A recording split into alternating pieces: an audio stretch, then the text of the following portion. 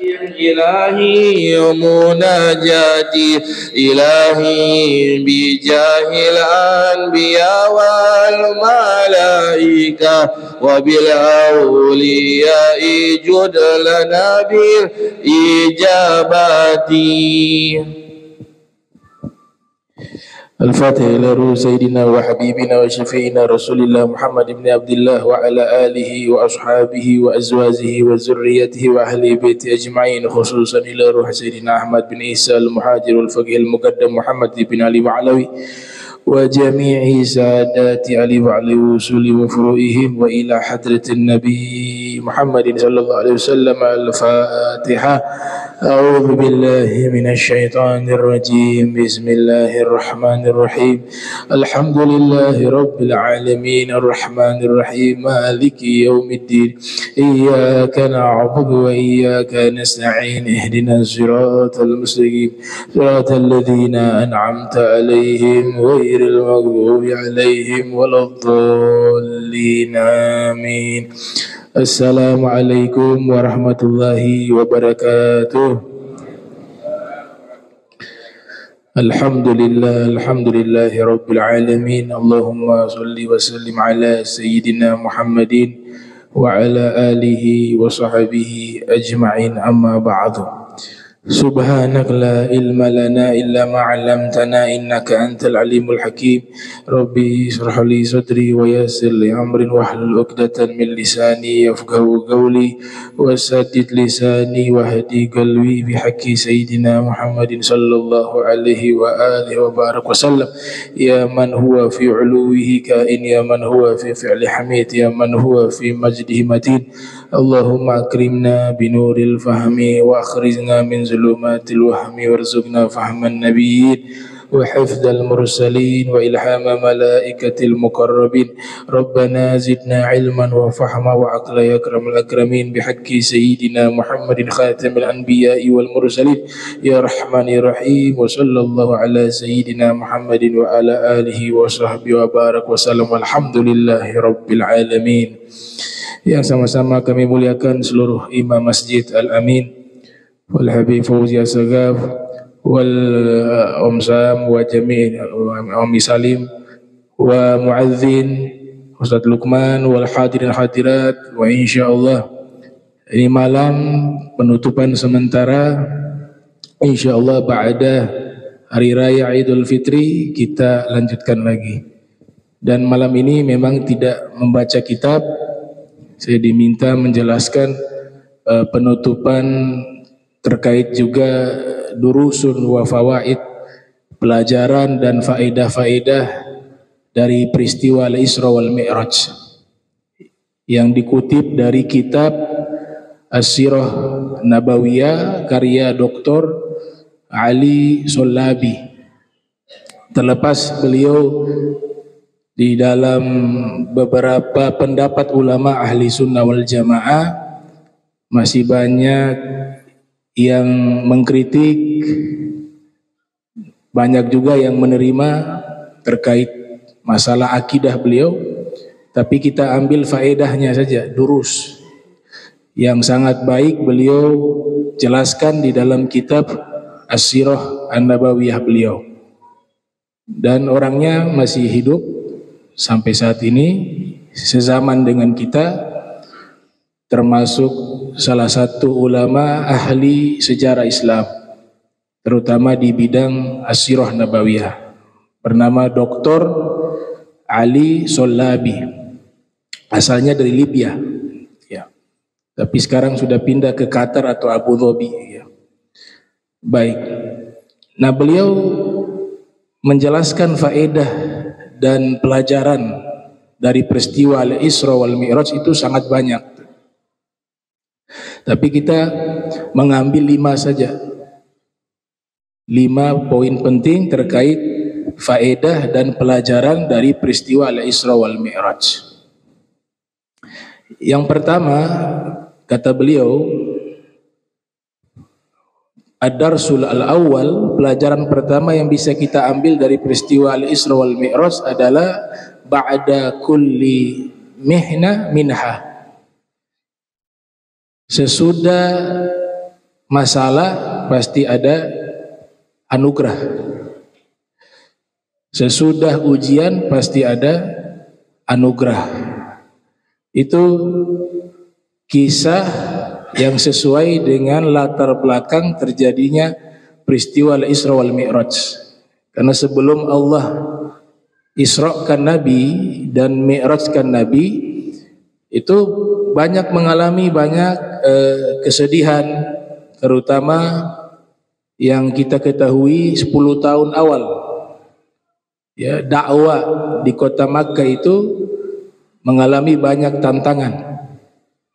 Sahabat-sahabat yang lemah disiksa, dianiaya.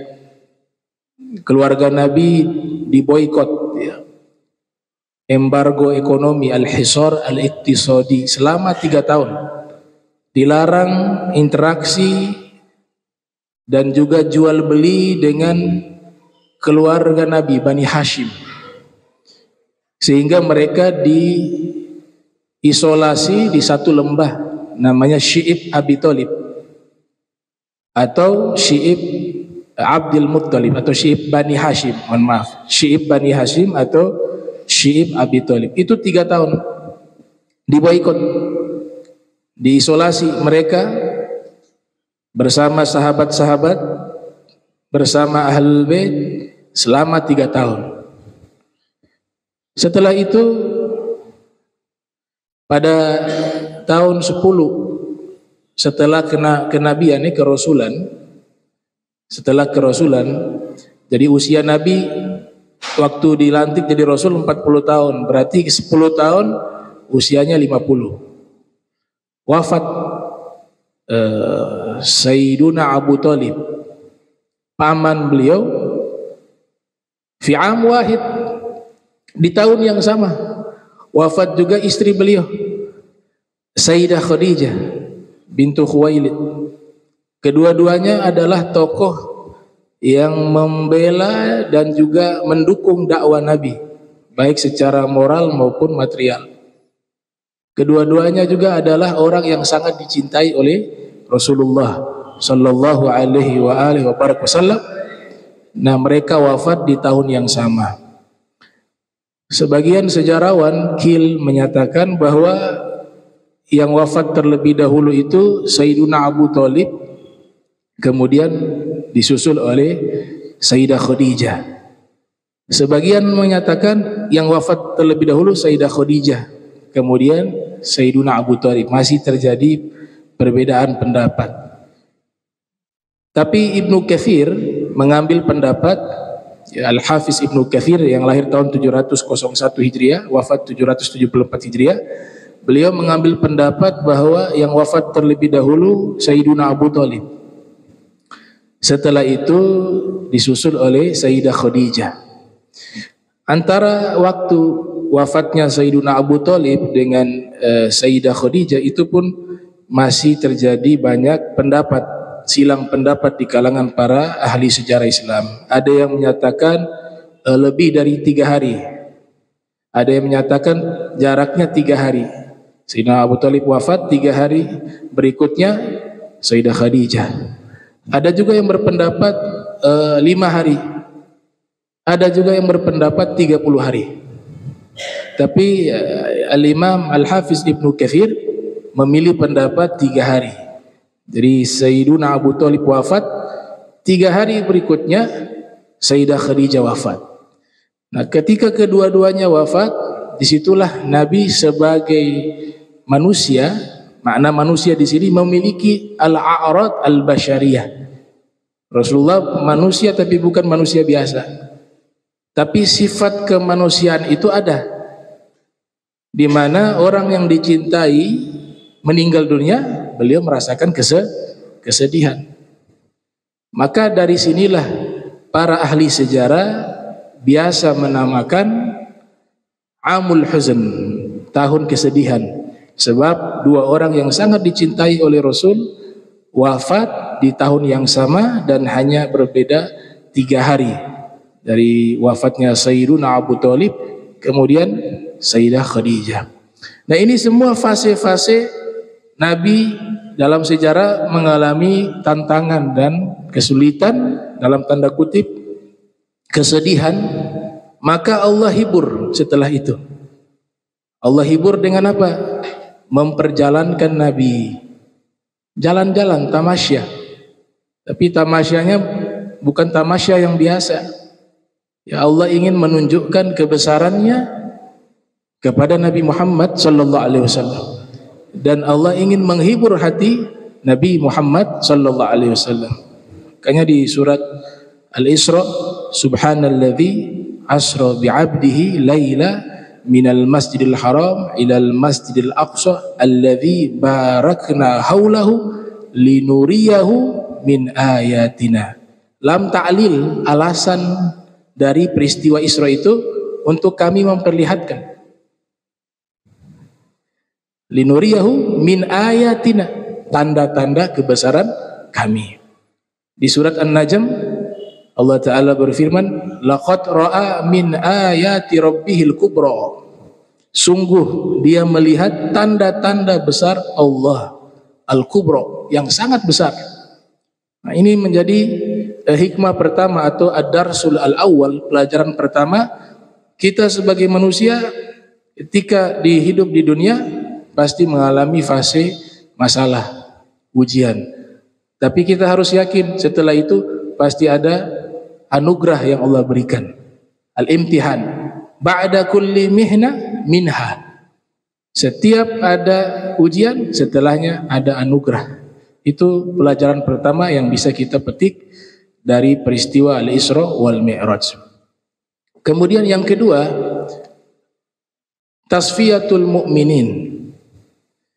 Allah ingin menyeleksi orang-orang beriman di antara orang-orang yang iman yang lemah, atau orang-orang yang munafik, atau orang-orang yang pura-pura dekat dengan Nabi, ternyata dalam hatinya menyimpan kedengkian, menyimpan permusuhan, menyimpan rasa benci dan seterusnya. Dari mana peristiwa ini bisa dijadikan seleksi dan juga Allah menfilter orang-orang beriman yang nanti 3 tahun berikutnya mereka akan diperintahkan hijrah bersama Nabi Muhammad sallallahu alaihi wasallam.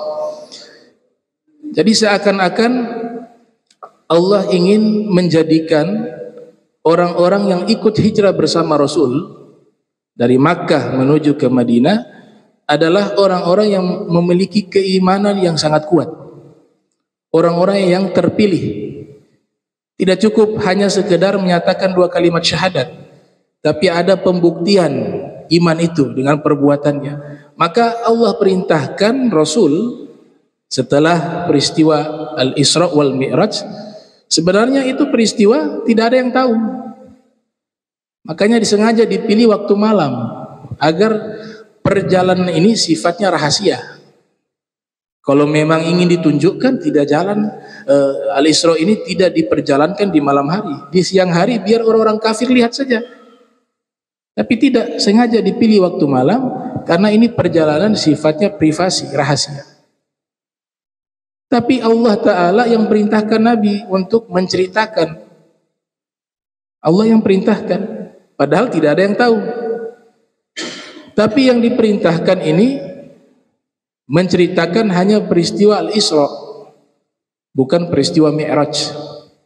Sebab kalau Al-Isra saja mereka belum mampu menerimanya, sedangkan perjalanan itu hanya dari rute dari Makkah, Yathrib, Bukit Turi Sinai, Bethlehem, kemudian Baitul Maqdis. Masih perjalanan geologi, perjalanan yang ada di bumi.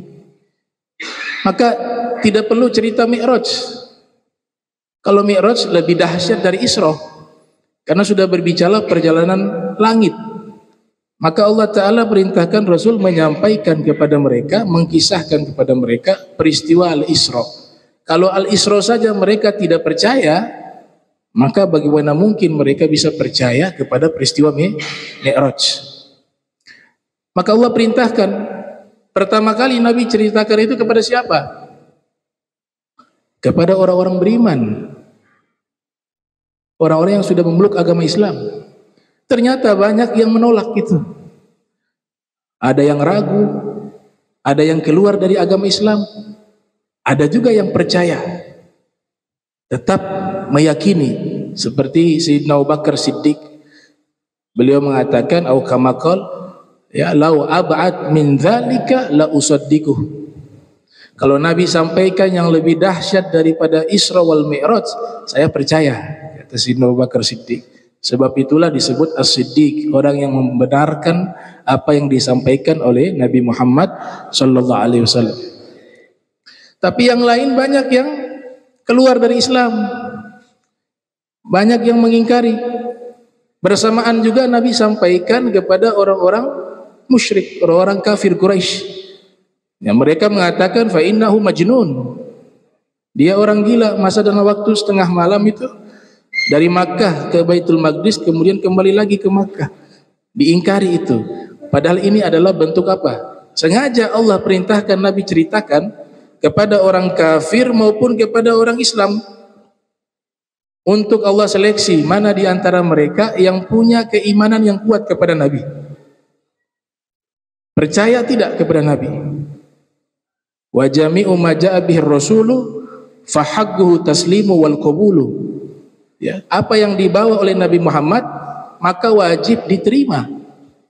Ternyata benar, banyak yang tidak menerima juga, keluar. Ini Allah sedang menyeleksi nih, yang imannya lemah dikeluarkan mereka. Karena setelah itu 3 tahun ada perintah hijrah, sehingga yang mengikuti Nabi hijrah orang-orang yang punya iman yang kuat. Karena setelahnya banyak sekali tantangan-tantangan yang akan dihadapi. Kalau imannya lemah tidak akan mampu. Setelahnya ada perang Badar, ada perang Uhud, ada Khandaq dan lain sebagainya. Nah, orang-orang yang tidak memiliki iman yang kuat tidak akan mampu bisa menemani Nabi Muhammad sallallahu alaihi wasallam dalam perjuangan tersebut. Oleh sebab itu disebutkan di dalam Al-Qur'an, wa minan nasi may yashri nafsahu ibtigha'a mardatillah. Sebagian dari mereka rela menjual diri untuk Allah, rela mengorbankan nyawanya untuk ridho dari Allah Subhanahu wa taala. Nah, mereka inilah yang disebut orang-orang yang berhijrah. Dalam riwayat Imam An-Nasai yang lahir 215 Hijriah, wafat 303 Hijriah, Rasul bersabda, al-muhajir man hajara ma nahallahu anhu wal mujahid man jahada nafsah. Orang yang berhijrah adalah orang yang mampu meninggalkan seluruh apa yang Allah larang. Dan orang yang mujahid, dia mampu melawan dirinya, hawa nafsunya. Nah, mereka ini ya yang lolos seleksi, yang akan menemani hijrahnya Nabi Muhammad sallallahu alaihi wasallam. Jadi ulama sejarah mengatakan 3 tahun setelahnya perintah hijrah. Dari mulai peristiwa Al-Isra wal Mi'raj, 3 tahun berikutnya Nabi diperintahkan hijrah. Jadi Nabi berdakwah kurang lebih 13 tahun di kota Makkah, 10 tahun di kota Madinatul Munawwarah. Jadi jumlahnya 23 tahun. Baik, berangkatlah Rasul. Beliau hijrah ke Madinah, mulailah beliau membangun peradaban di sana, dan dakwah ini akhirnya berjalan terus sampai di zaman kita saat ini. Nah, ini semua sudah settingan dawabit dari Allah Subhanahu wa taala, ya, sudah diatur oleh Allah. Itu hikmah yang kedua atau pelajaran yang kedua. Peristiwa Isra Mi'raj itu adalah seleksi orang yang beriman dengan sebenar-benarnya iman, atau orang yang imannya hanya ikut-ikutan atau iman yang lemah, sehingga dia dikeluarkan oleh Allah Subhanahu wa taala. Hikmah yang atau pelajaran yang ketiga, ad-darsu ats-tsalits, yang ketiga ini adalah al-anbiya, ya, para nabi itu tathbitul anbiya bi imamatihi wa ridahum bi syari'atihi. Hikmah yang ketiga atau pelajaran yang ketiga, para nabi ingin menegaskan, para nabi seluruhnya ingin menegaskan bahwa pemimpin mereka adalah Nabi Muhammad. Itu hikmah Al-Isra wal Mi'raj, karena para nabi semuanya dikumpulkan oleh Allah di Baitul Maqdis pada waktu itu. Wa fi riwayah dikatakan biruh wal jasad. Mereka hadir dengan ruh dan jasad. Allah hadirkan kembali. Mudah bagi Allah. Dan seluruh para nabi hadir, tidak terkecuali. Mereka menanti kedatangan Nabi Muhammad SAW. Tibalah Nabi Muhammad, Jibril mengatakan, takaddam ya Muhammad, kau yang mimpin solat. Makmumnya siapa? Para anbiya, arwah solihin. Bahkan yang qomat malaikat Jibril. Yang qomat malaikat Jibril, yang imam Nabi Muhammad, makmumnya seluruh para nabi. Itu isyarat apa? Tathbitul anbiya bi imamatihi. Penegasan dari para nabi bahwa Nabi Muhammad adalah pemimpin mereka. Yang kedua, ridho al-anbiya bi syariatihi. Seluruh para nabi ketika Allah utus ada yang membawa syariat baru. Nah, makanya definisi Rasul itu diantaranya bahwa yang namanya Rasul dia membawa syariat baru, hukum baru. Walaupun tidak semua berubah ya, karena dikatakan akidah tidak bisa dirubah, akhlak juga demikian. Tapi hukum fikihnya, hukum muamalahnya itu di setiap para nabi ada sedikit perbedaan. Yang meneruskan tanpa membawa syariat baru disebut nabi. Yang datang diutus membawa syariat baru, tidak melanjutkan syariat lama, disebutkan dia dengan Rasul, ya, bawa syariat baru, tidak mengikuti syariat yang lama. Tapi kalau melanjutkan, seperti siapa? Misalnya Nabi Musa. Nabi Musa punya syariat. Nabi Musa meninggal, ada penggantinya, Nabi Yusa bin Nun. Yusa bin Nun itu tidak membawa syariat baru, tapi dia menjalankan syariatnya Nabi Musa. Maka Yusa bin Nun disebut sebagai nabi. Nabi Musa disebut sebagai Rasul. Dalam Al-Quran surat Shaf jelas, semua para nabi membawa syariat dan syariat mereka ini terhapuskan hukumnya. Sekalipun ada yang masih sama ya, tapi hukumnya sudah tidak berlaku, sudah dimansukh.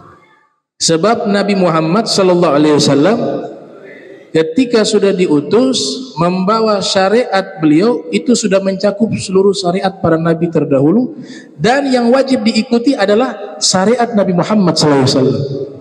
Syariat yang lain tidak ada lagi. Makanya di dalam Al-Quran surat As-Saff, walladzi arsala rasulahu bil huda wa dinil haq liyudhhirahu ala dini kullih walau karihal musyrikun.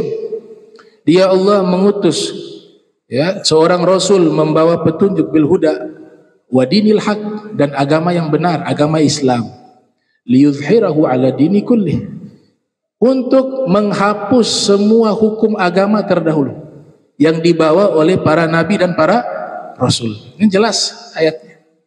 Bahkan dalam hadis diriwayatkan oleh Imam Ahmad bin Hanbal yang lahir 164 Hijriah, wafat 241 Hijriah. Juga hadis ini diriwayatkan oleh Imam Al-Baihaqi yang lahir 384 Hijriah, wafat 458 Hijriah. Dalam kitab Syu'abul Iman, Nabi menyatakan, "Lau kana Musa hayya ma wasi'ahu illa tiba'i." Seandainya Nabi Musa hidup atau masih hidup di tengah-tengah kita, maka yang dia ikuti adalah saya, kata Nabi Muhammad SAW. Ikut syariatnya Rasul, ikut ajarannya Rasul, ikut daripada ilmu yang disampaikan oleh Nabi Muhammad SAW.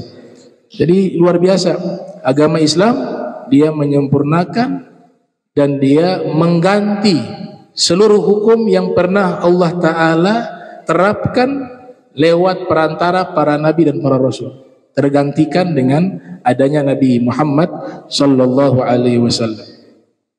Ada satu tafsiran yang berbeda dari salah satu tokoh ahli sejarah sekaligus juga seorang sufi bernama Al-Ghadi Yusuf An-Nabhani. Syekh Yusuf An-Nabhani dalam salah satu kitabnya Jawahirul Bihar fi Fadailin Nabil Mukhtar, beliau sebutkan bahwa para nabi itu mereka seluruhnya mengenal mengenal, mengetahui kemuliaan Nabi Muhammad. Semua para nabi, dan mereka takjub bagaimana sosok Nabi Muhammad ini sekalipun belum Allah hadirkan ke bumi, tapi sudah diperkenalkan oleh Allah di langit, di surga, diperkenalkan oleh Allah di tengah-tengah malaikat. Seluruhnya mengenal Nabi Muhammad sekalipun Nabi Muhammad belum dihadirkan di muka bumi ini. Dan semua para nabi mengenal, mereka tahu derajatnya Nabi Muhammad di sisi Allah. Mereka tahu seberapa besarnya cintanya Allah kepada Nabi Muhammad sallallahu alaihi wasallam. Mereka tahu bagaimana keutamaan, kemuliaan, keistimewaan Nabi Muhammad sallallahu alaihi wasallam yang tidak ada satupun manusia ataupun makhluk yang bisa sederajat, selevel dengan Nabi Muhammad sallallahu alaihi wasallam. Makanya Nabi Musa itu, Nabi Adam fir riwayah, sebelum meninggal mewasiatkan kepada putranya Nabi Sis alaihi salam, mengatakan kalau kau mengingat Allah, jangan kau lupa, kamu juga harus ingat kepada Nabi Muhammad sallallahu alaihi wasallam. Itu wasiatnya Nabi Adam kepada Nabi Sis. Ada dalam kitab Wasailul Wusul ila Syama'il Rasul karya Syekh Yusuf An-Nabhani. Nah, semua para nabi karena mereka mengenal kemuliaan Rasul, mereka mengetahui kemuliaan Nabi Muhammad SAW, keistimewaan Nabi Muhammad SAW, maka mereka meminta kepada Allah agar dipertemukan mereka dengan Nabi Muhammad. Subhanallah, Allah qabul semua doa para nabi, para rasul yang mereka ingin bertemu dengan Nabi Muhammad SAW.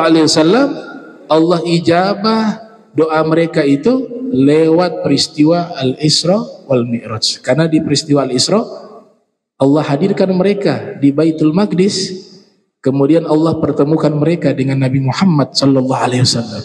Itu tafsiran dari Syekh Yusuf An-Nabhani. Ya, karena memang penyakit orang yang rindu itu adalah obatnya perjumpaan. Gak ada obat yang lain. Para nabi itu rindu kepada Nabi Muhammad karena mereka mengenal ini manusia luar biasa, ya, keutamaannya, umatnya paling banyak masuk surga, makhluk yang paling dicintai oleh Allah, sosok nabi yang memiliki akhlak yang paling sempurna, sosok nabi yang memiliki fisik yang paling sempurna, semuanya sifatnya kesempurnaan. Jatuh cinta mereka para nabi. Kalau sudah muncul rasa cinta di hati para nabi, maka akan muncul rasa rindu. Nah, rindu itu obatnya adalah apa? Perjumpaan. Dan Allah perjumpakan mereka di peristiwa Al-Isra tersebut di Baitul Maqdis. Sebagaimana ungkapan ya yang menyatakan dawaul qulub liqaul mahbub. Obatnya hati yang rindu adalah perjumpaan kepada yang dicintai. Wa huwa dawa lidain la dawa lahu. Dia adalah obat bagi penyakit yang tidak ada obat. Penyakit rindu itu tidak ada obat. Obatnya hanya satu, al-liqa, perjumpaan. Nah, itulah hikmah di mana Allah mempertemukan para nabi dengan Nabi Muhammad sallallahu alaihi wasallam. Kemudian ad-darsu ar-rabi', pelajaran yang keempat, yaitu al-alaqah bainal masjidain. Ada hubungan antara Masjidil Haram dengan Masjidil Aqsa. Kita seakan-akan diajak oleh Allah untuk tidak melupakan Masjidil Aqsa. Kebanyakan kita hanya terfokus ke Masjidil Haram. Kiblat kita di situ, ibadah haji di situ, umroh di situ. Tapi kita lupa bahwa peristiwa Al-Isra itu Allah ingin mengingatkan bahwa Masjidil Haram dengan Masjidil Aqsa, dua tempat tersebut, dua masjid tersebut tidak boleh dipisahkan. Karena punya apa? Al-alaqa tarikhiyah. Yang pertama, memiliki hubungan sejarah historis. Apalagi sekarang kita sangat miris dan sangat sedih. Kita mendapatkan kabar bagaimana saudara-saudara kita di Palestina sekarang sudah sampai apa? Tempat pengungsian terakhir, Rafah. Mesir pemerintahannya bangun tembok tambah tinggi biar tidak bisa masuk. Bukannya menolong tapi malah mencelakakan. Itu sudah terakhir, dan pembantaian sekarang kita gak tahu berapa banyak. Sudah ditutup, orang sudah gak bahas lagi, sudah lupa. Nah, ini yang ada di sekitar Palestina, negara-negara Arab, negara-negara mengaku Islam. Sekarang kita sudah lihat bagaimana sikap mereka yang menolong terang-terangan, misalnya Yaman. Padahal Yaman itu tidak sekaya negara Arab yang lain. Itu mata uang terbesar di dunia. Di mana? Qatar. Itu paling kaya, dolar di bawah. Satu real di sana 50.000. Satu real. Dolar berapa? 15.000. Qatar 50.000. Satu real. Untung naik haji gak di Qatar. Kalau gak kita punya rupiah tuh habis, di bandara sudah habis. Ya. Kalau di Saudi masih 4.000. Ya, satu real 4.000. Qatar 50.000. Satu real. Kaya besar. Masyarakatnya, ulama-ulamanya sudah bersuara. Bukan berarti kita mengatakan semua itu ya. Di negara Arab semuanya, gak, itu hanya pemerintahannya saja. Iya, pemerintahannya. Di Mesir itu pemerintahannya yang tidak mau membantu. Tapi ulamanya kasihan, itu sampai di khutbah Jumat itu Dr. Ahmad Umar Hashim sampai menangis tuh. Ketika khutbah tentang Palestina, tiap saat mereka menyuarakan itu, tapi apa daya, ulama-ulama hanya bisa dengan lisan, tidak bisa dengan kekuatan. Nah, mereka-mereka ini yang nanti diminta pertanggungjawaban oleh Allah Subhanahu wa taala. Ya, kita sudah tidak tahu sekarang berapa banyak yang dibunuh oleh Zionis. Ya. Kita hanya bisa mendoakan mudah-mudahan Allah taala berikan ya kemenangan, Allah taala berikan surga bagi pejuang-pejuang yang ada di sana.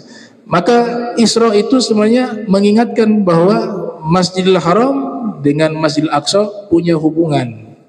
Pertama, hubungan apa? Historis, sejarah. Karena tempat ibadah pertama yang dibangun di bumi ini adalah yang di Makkah, Masjidil Haram. Inna awwala baitin wudi'a linnas lalladzi bi Bakkah mubaraka wa hudan lil alamin. Rumah makanul ibadah, tempat ibadah yang pertama Allah bangun di muka bumi itu di Masjidil Haram. Tapi kita harus tahu bahwa yang kedua adalah Masjidil Aqsa. 40 tahun setelah dibangun Masjidil Haram, yang sebelumnya dalam kitab Nasaihul Ibad karya Syekh Nawawi Al-Bantani, sebelum Nabi Adam membangun sudah dibangun oleh malaikat itu Masjidil Haram. Sudah ribuan tahun mereka tawaf di situ. Setelah itu Nabi Adam melanjutkan pembangunan dan disempurnakan oleh Nabi Allah Ibrahim dengan putranya Nabi Allah Ismail. Dalam hadis disebutkan dalam Sahih Bukhari, disebutkan dalam Sahih Muslim, bahkan disebutkan oleh Syekh Muhammad Amin Kurdi Naqsyabandi dalam kitab Tanwirul Qulub. Imam Bukhari menyebutkan dalam Sahihnya, lahir 194, wafat 256 Hijriah. Imam Muslim menyebutkan dalam Sahihnya, lahir 204, wafat 261 Hijriah. Di mana Abu Zar Al-Ghifari pernah bertanya kepada Rasul, "Ayyu masjidin wudi'a awal?" Wahai Rasul, masjid pertama yang Allah bangun di bumi ini masjid apa? Nabi mengatakan Al-Masjidul Haram, Masjidil Haram. Tsumma kemudian masjid apa yang dibangun wahai Rasul? Qala Nabi sallallahu alaihi wasallam, "Tsumma Al-Masjidul Aqsa." Kemudian Masjidul Aqsa. Kam kana bainahuma?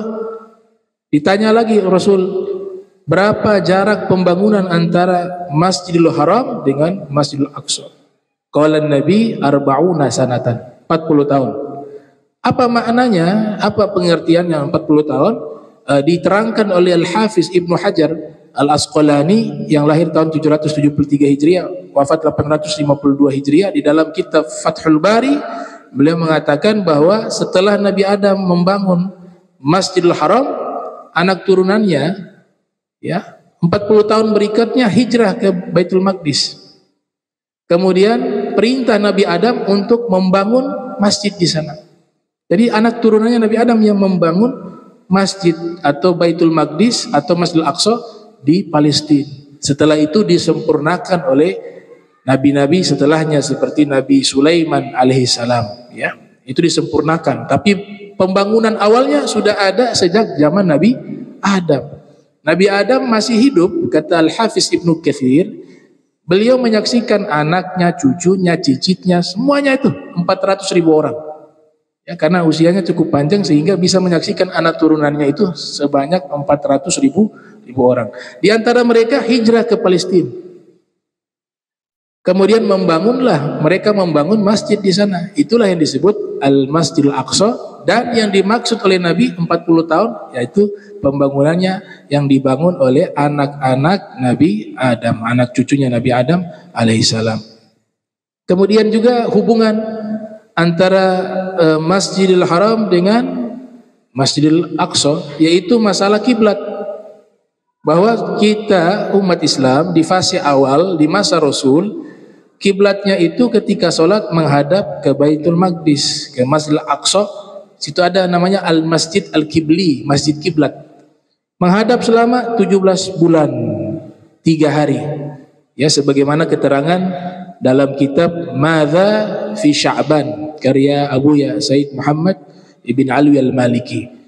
Jadi selama 17 bulan Rasul dan sahabat-sahabatnya sholat kiblatnya mengarah ke Masjidil Aqsa, ke Baitul Maqdis. Ketika beliau mampir ke Bani Salamah, mampir di sana sholat zuhur.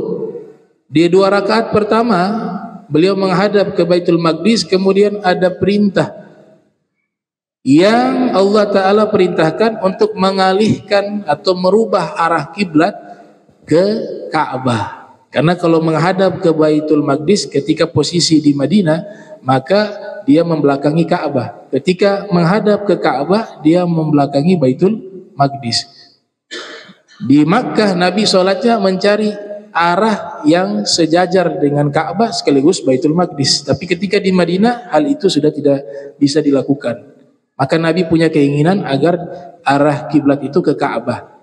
Beliau lebih senang ke Ka'bah. Maka disinilah Allah abadikan di dalam Al-Quran di surat Al-Baqarah ayat 144, qad nara taqalluba wajhika fis samai falanuwalliyannaka qiblatan tardaha fawalli wajhaka syatra Masjidil Haram. Ya, palingkan wajahmu ke arah Ka'bah.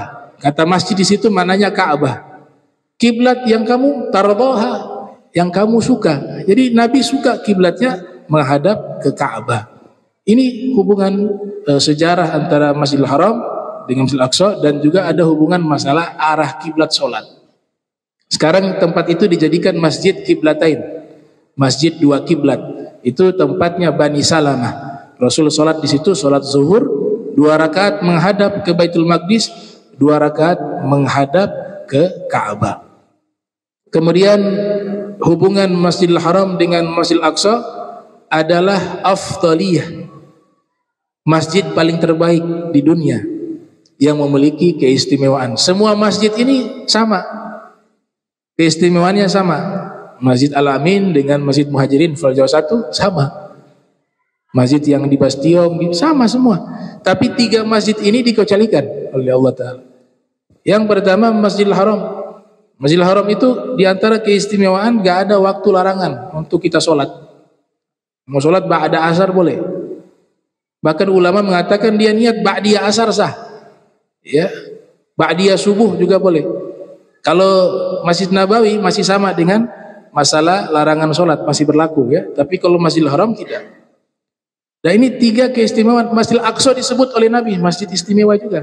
Yang pertama Masjidil Haram, yang kedua Masjid Nabawi, yang ketiga Masjidil Aqsa. Ya, dalam hadis yang diriwayatkan oleh Imam Bukhari di dalam sahihnya dari Imam Muslim, la tushaddur rihal illa ila 3 masajid. Kalau kalian melakukan perjalanan, menujulah ke 3 masjid. Al-Masjidil Haram, Masjidil Haram yang pertama, wa masjidi hadza, Masjid Nabawi, wal Masjidil Aqsa, dan Masjidil Aqsa. Wa fi riwayah salatun fil Masjidil Haram afdalu min mi'ati alfi shalah fi ma siwah.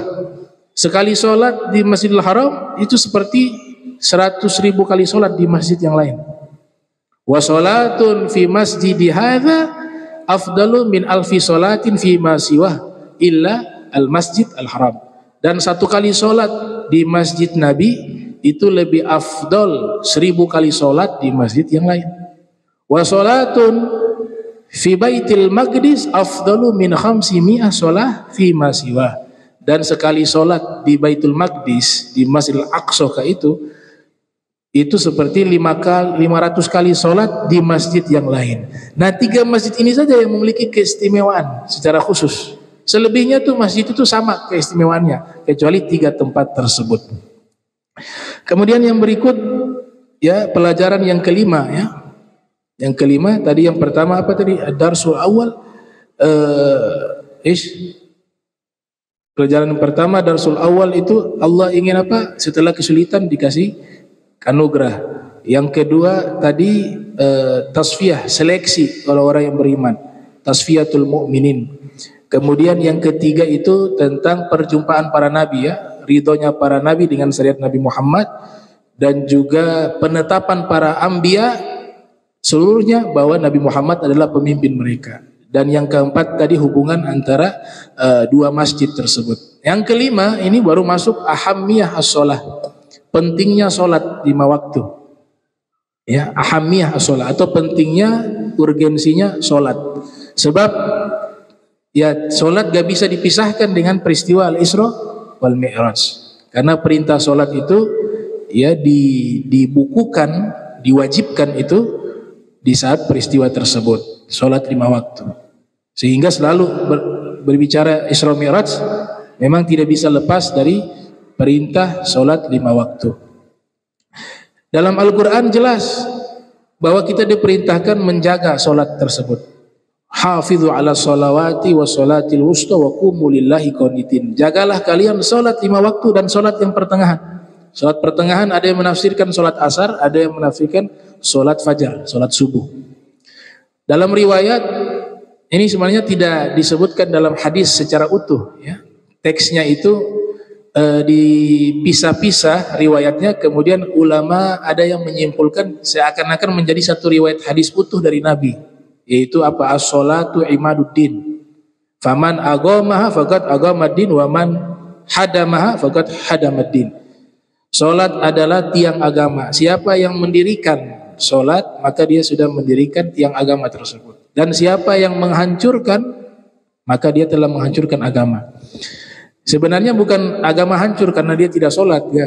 Dirinya yang hancur karena tidak salat ya. Bukan agamanya hancur. Wah, Allah Ta'ala tidak butuh sama salat kita. Kita ini diciptakan semua, gak ada yang taat, gak ada masalah bagi Allah. Tidak mengurangi kebesaran dan kerajaannya Allah. Kita taat seluruhnya, gak ada yang maksiat, juga tidak menambah apapun dari Allah Ta'ala. Itu. Tapi semuanya kembali kepada diri kita. Makanya ulama menafsirkan itu seperti itu. Bukan agamanya hancur sebab dia meninggalkan sholat, tapi maknanya di situ adalah dirinya hancur karena sebab meninggalkan sholat. Di dalam riwayat Imam Muslim, dalam Sahihnya Imam Muslim, ada satu riwayat yang Nabi Nabi menyatakan dengan sangat tegas di situ. Nabi mengatakan bahwa baina rajuli wa baina syirki wal kufri tarku shalah. Di antara seseorang dengan kesyirikan dan kekufuran itu adalah meninggalkan sholat. Jadi dia mendekati ke arah itu. Baina syirki wal kufri, walaupun tidak sampai masuk kepada kesyirikan, tapi itu bentuk peringatan dari Nabi bahwa sangat berat ya sanksi bagi orang yang sengaja meninggalkan sholat lima waktu. Sehingga Nabi katakan di antara dia dengan kesyirikan dan kekufuran itu hanya perkara apa? Tarku sholah, meninggalkan sholat. Dalam riwayat Ibnu Majah yang lahir 209 Hijriah, wafat 273 Hijriah, di dalam sunannya Rasul sallallahu alaihi wasallam bersabda, "Laisa baina rajuli wa bainal kufri illa tarku shalah." Tidak ada pemisah antara seseorang dengan kekufuran melainkan itu adalah meninggalkan salat. Tarku shalah. Dalam riwayat yang lain, Al-Hafiz Ibnu Hajar Al-Asqalani dalam kitab Talhis Al-Habir, riwayat dari Sayyidina Al-Imam Al-Bazzar dari Abi Darda. Dari Abi Darda menyatakan Rasul bersabda, man taraka salatan muta'ammida faqad kafar. Fi riwayah faqad kafara jihara. Siapa yang meninggalkan solat satu kali dengan sengaja, maka sungguh dia telah terang-terangan telah keluar, telah ingkar. Imam Ahmad mengartikan ini kafir, tapi Imam Syafi'i tidak, dia masih muslim. Tergantung lihat keadaannya, dia tinggalkan itu sengaja, itu tafsirannya apa? Sengaja dia tinggalkan karena mengingkari kewajiban solat, kafir. Tapi sengaja meninggalkan solat karena malas, fasik. Kalau Imam Ahmad tidak, mau dia sengaja meninggalkan karena malas juga kafir. Imam Ahmad dalam masalah solat memang fatwanya sangat tegas. Sekalipun dia tinggalkan karena malas, kata beliau itu sudah sengaja, maka kafir. Atau dia meninggalkan karena mengingkari kewajiban, lebih parah lagi, kafir.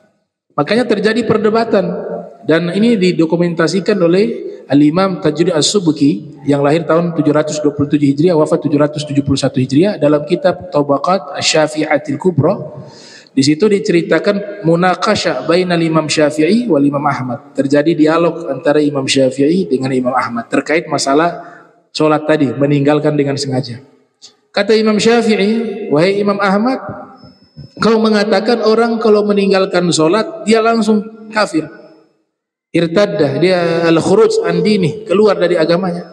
Kata Imam Ahmad, benar, saya mengatakan demikian, saya berfatwa demikian, karena riwayat jelas, man taraka solatan muta'ammida faqad kafar. Siapa yang meninggalkan satu solat dengan sengaja, maka dia telah kafir. Nah yang malas juga itu dia tinggalkan dengan sengaja, tapi karena rasa malas itu yang membuat dia tinggalkan, maka dia sudah kafir. Kemudian Imam Syafi'i mengatakan, kemudian orang yang kafir ini gara-gara meninggalkan solat, dia ingin kembali ke agama Islam, bagaimana caranya? Kata Imam Ahmad, caranya dia solat lagi. Dia bertobat, kemudian dia solat. Ketika dia solat, maka dia masuk kembali ke agama Islam. Kata Imam Syafi'i, bukankah solatnya orang kafir tidak sah?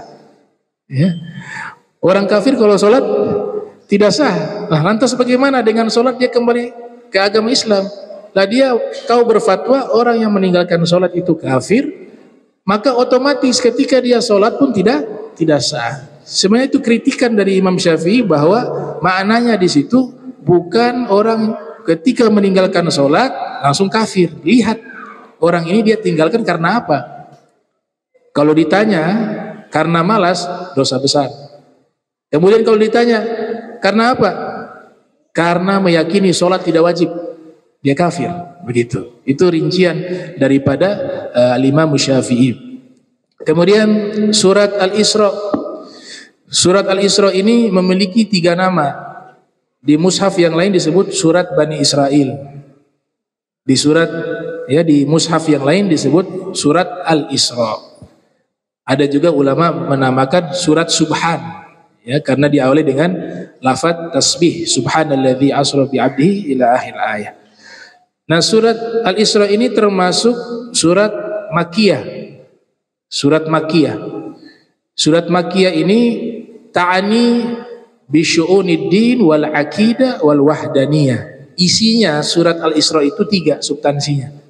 Tentang masalah-masalah keagamaan, yang kedua tentang masalah akidah, keyakinan, dan yang ketiga tentang masalah tauhid, mengesahkan Allah Subhanahu wa taala. Nah, surat Al-Isra termasuk surat Makkiyah. Ini Makkiyah wal Madaniyah. Al-Imam Suyuti yang lahir tahun 849 Hijriah, wafat 911 Hijriah, dalam kitabnya Al-Itqan fi Ulumil Quran menjelaskan definisi Makkiyah Madaniyah itu ada 3 pendapat. Pendapat pertama, seluruh wahyu yang Allah turunkan yaitu Al-Quran, kemudian khitabnya, ya, diajak atau sebab turunnya wahyu tersebut karena orang-orang Makkah disebut Makkiyah, atau sebab turunnya itu di latar belakangi karena orang-orang Madinah disebut Madaniyah. Itu pendapat pertama. Pendapat kedua, setiap wahyu Al-Quran yang Allah turunkan ketika Nabi berada di Makkah disebut Makkiyah. Ketika Nabi berada di Madinah kemudian turun wahyu kepada Nabi, maka namanya Madaniyah. Itu pendapat kedua. Pendapat ketiga, Sebelum hijrah, seluruh wahyu yang Allah turunkan kepada Rasul di dalam Al-Quran sebelum Nabi hijrah disebut Makkiyah. Setelah Nabi hijrah, seluruh wahyu yang Allah turunkan di dalam Al-Quran kepada Nabi disebut Madaniyah. Dan Makkiyah Madaniyah itu adalah konsensus sahabat. Ya, Nabi tidak pernah menamakan ini surat Makkiyah, ini surat Madaniyah, tidak. Setelah Rasulullah wafat, di fatrah sahabat-sahabat senior ada yang masih hidup, junior ada, di antaranya Ibnu Abbas, Zaid bin Thabit dan beberapa sahabat besar, mereka yang berkonsensus, bersepakat untuk menamakan surat tersebut ini Makkiyah, ini Madaniyah. Dan jumlahnya Makkiyah itu lebih banyak. Makkiyah itu ada 85 surat. 85 surat. Sedangkan Madaniyah itu ada 29 surat. Maka kalau dijumlahkan 114 surat. Ada keterangan yang menarik. Kita bisa secara mandiri mengetahui oh ini Makkiyah, ini Madaniyah, sekalipun tanpa kita melihat simbol tersebut. Di antaranya ciri-ciri bahwa wahyu itu atau surat tersebut adalah Makkiyah diawali dengan ya ayyuhan nas, wahai segenap manusia. Itu indikator bahwa itu adalah surat Makkiyah. Kalau diawali dengan ya ayyuhalladzina amanu, itu indikator surat Madaniyah. Sekalipun di surat Al-Hajj itu masih terjadi khilaf, ya. Dan ya ayyuhalladzina amanu setelahnya itu enggak ada lagi dalam surat itu lafaz ya ayyuhalladzina amanu. Ya ayyuhan nas setelahnya tidak ada lagi lafaz di surat yang sama ya ayyuhalladzina amanu, itu kemungkinan kuat Makkiyah. Tapi kalau masih ada, di sini masih terjadi khilaf. Kemudian ciri-ciri surat Makkiyah yang kedua itu ada lafaz kalla. Nah, setiap dalam Al-Quran ada lafaz kalla, itu menunjukkan dia surat Makkiyah. Yang ketiga ada kisah Nabi Adam dan Iblis, itu adalah surat Makkiyah. Kalau ada cerita-cerita Nabi Adam dengan Iblis, itu surat Makkiyah. Siwal Al-Baqarah, selain surat Al-Baqarah, surat Al-Baqarah ada Madaniyah walaupun itu ceritanya Adam dan Iblis. Kemudian yang keempat akhbarul munafikin. Kalau kita baca Al-Quran di situ informasi tentang orang-orang munafik, maka itu adalah surat Madaniyah. Karena di Makkah, Nabi ketika di Makkah itu orang-orang munafik tidak dijelaskan di situ. Yang Nabi hadapi orang-orang musyrik. Setelah Nabi hijrah ke Madinah, di situ ada kelompok orang munafik. Maka ayat ini menerangkan ciri-ciri mereka. Ya, selain surat Al-Ankabut, ya, surat Al-Ankabut ada informasi tentang orang munafik, tapi yang dituju yang ada di Makkah. Tapi selebihnya itu dia Madaniyah. Kemudian Hisham bin Urwah menyatakan kalau Madaniyah itu ayatnya selalu membahas masalah had, masalah faraid, hukum waris itu Madaniyah karena dia paling belakangan. Bahkan ulama mengatakan ketika surat Al-Maidah ayat 3 turun, al-yauma akmaltu lakum dinakum wa atmamtu alaikum ni'mati wa raditu lakum islami dina, telah sempurna agama ini, sampai akhir daripada terjemahannya. Ternyata bukan selesai hukum sudah finish, tidak. Justru setelah ayat itu turun, setelahnya ada hukum faraid yang Allah turunkan. Wa fir riwayah tentang bab riba, hukum riba. Jadi hukum riba masih turun, walaupun itu sudah ada penegasan hari ini telah sempurna agama. Artinya hukum ini akan terus berjalan terus, progresif. Ya, muncul fatwa-fatwa baru berdasarkan kaidah yang sudah dijelaskan. Dan al-qurun al-madiyah, kalau kisah-kisah masa lampau kebanyakan Makkiyah kata beliau. Kisah-kisah dalam Al-Quran menceritakan tentang kisah-kisah masa lampau para nabi terdahulu dan seterusnya, itu kata beliau Hisham bin Urwah kebanyakan adalah Makkiyah. Kemudian terakhir tadi pendapat yang paling kuat dari 3 pendapat terkait Makkiyah Madaniyah itu adalah sebelum hijrah namanya Makkiyah, sesudah hijrah namanya Madaniyah. Kenapa ini yang paling kuat dan ini yang kami ambil pendapat ini? Sebab ada wahyu yang Allah turunkan, Nabi tidak ada di kota Makkah, juga Nabi tidak ada di kota Madinah. Kalau definisi pertama tadi, wahyu yang turun Nabi ada di Makkah namanya Makkiyah, dan ketika Nabi di Madinah turun wahyu namanya Madaniyah. Sedangkan ada tempat turunnya wahyu Nabi tidak sedang berada di Makkah maupun tidak sedang berada di Madinah. Mau namakan apa misalnya? Nah, berarti definisi yang hijrah ini yang kuat. Ya, sebelum hijrah namanya Makkiyah. Sesudah hijrah seluruhnya itu namanya Madaniyah. Sekalipun beliau tidak berada di Madinah atau beliau tidak berada di Makkah. Dan ini yang diambil oleh Syekh Zamzami dalam manzumah beliau. Beliau mengatakan Makkiyuhu ma qabla hijratin nazal wal madani ma ba'daha wa intasal.